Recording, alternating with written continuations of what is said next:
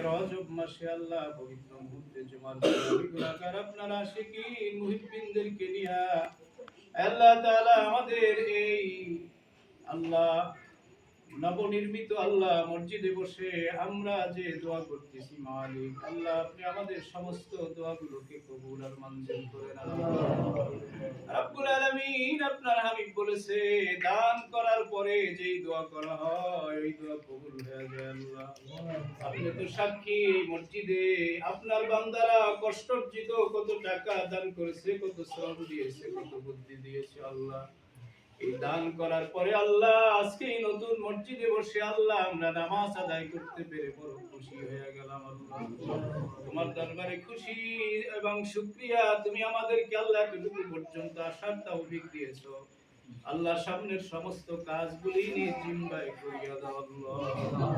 রব্বুল আলামিন সমস্ত সভা দিয়ে নবী পাক সাল্লাল্লাহু আলাইহি ওয়াসাল্লামের পবিত্র রওজা পাকে পৌঁছায় দাও সারা দুনিয়ার মাটির নিচে যত আপনারা শিকিন মুকিনেরা ঘুমায় আছে প্রত্যেকের আরওয়াহ পাকে হাদিয়া পৌঁছায় দাও আল্লাহ রব্বুল আলামিন আল্লাহ দোয়া চাওয়া হয়েছে আল্লাহ দেশনেত্রী বেগম খালেদা জি আল্লাহ রব্বুল আলামিন যতটুকু সম্ভব ইসলামের জন্য কাজ করেছে আলেম ওলামাদের উপরে নির্যাতন করে নাই